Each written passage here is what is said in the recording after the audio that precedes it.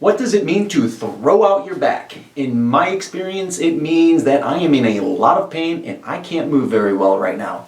And once somebody throws out their back, they usually do it again, and sometimes they do it again and again and again. So I want to explain the mechanism involved and really teach you how you can stop throwing out your back, stop that cycle. It happens a lot of times when somebody is doing something incorrectly as far as their form is concerned. So a lot of times people will say it happened after a specific event, lifting a certain thing. Sometimes it comes on immediately, sometimes it comes on the next day or even a couple of days later. What that throwing the back out, it's really just the back seizing up. It is the surrounding muscles just seizing up. It is locking the spine in place, trying to prevent you from moving. And if you've thrown out your back, or if you're watching this because you've recently thrown out your back, you can relate to that feeling. I just can't move. It hurts to move in every direction. Everything hurts. So like I said, usually it's the result of either poor posture or a bad posture when you're lifting. Too rounded in the spine is one of the most common, but some people have the opposite problem where they hyperextend. Essentially, they don't have a neutral pelvis underneath them. The pelvis is what's called the core. It's the center of gravity, and it's the foundation for all of your movements. And if you don't have a good neutral positioning of your spine and your pelvis, you can easily throw out your low back. That can happen for a couple of different reasons. One reason is there is something that's just kind of locked up. It's jammed and it doesn't move very well. So you either can't extend very well, or you just don't have a good range of motion going in the other direction. But sometimes it has to do with a range of motion problem. There are methods out there where people will lay on their stomach and do press-ups and get that extension that they need in their back. There are yoga stretches such as the cat-cow or the cat-camel, where people are on all fours. They're on their hands and their knees and they just arch back and forth. These kinds of things can get that range of motion in there. Now you've got to take that newfound range of motion and be able to apply that when you're actually doing the activities that throw out your back. And that requires strengthening.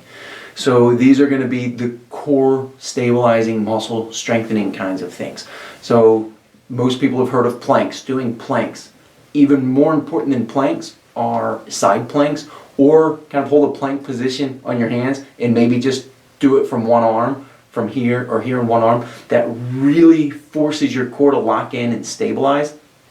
There are things called bird dogs. Again, you're on all fours, and this time instead of arching back and forth, you're on all fours and you bring one arm out and one leg out. We have videos of all of these on our website, by the way, or you can just type in these terms that I'm telling you and you're going to find more than enough information on these. These are pretty much the basic foundational exercises in almost any yoga class.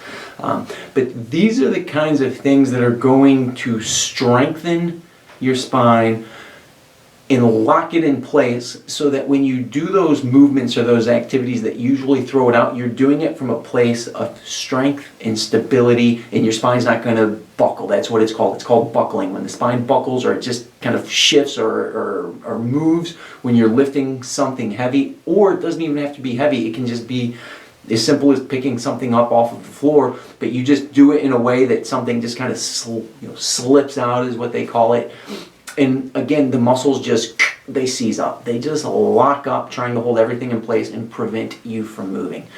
So again, just to recap, what you want to do is get the flexibility of the spine, get good control of the spine. That's why I like that cat-camel that I talked about, on all fours and just bending back and forth in both directions. That really helps with the coordination of the muscles along the spine. Get your body more in tune, or get your mind more in tune with your body in those areas. So get the range of motion that you need, get rid of those restrictions, and get some strength. Now, I tell you all of that and it sounds, oh, that's easy, I'll go do that. Not necessarily. I would highly recommend to find either a really highly trained personal trainer or a chiropractor or a physical therapist that really specializes in these kinds of things. If you find a chiropractor or a physical therapist, McKinsey Methods is a really good method of helping realign that pelvis and get that range of motion in there, and finding the best stretches for you because everybody might be a little bit different. So what works for one person might not work for the other person. So find the correct stretches and then again, stabilize. And it's really that approach between those two things. Getting the good range of motion, good coordination, and then also strengthening the core. And then taking that with you when you do your activities, lifting things, picking things up. You want to do it from a place of good posture and good stability. So I hope this helped clear up, maybe give you some information on what does it mean to throw out your back, some things that you can do for that. And if you have any questions, leave your comments below. And then also check out below, we've got a lot of links for other helpful resources.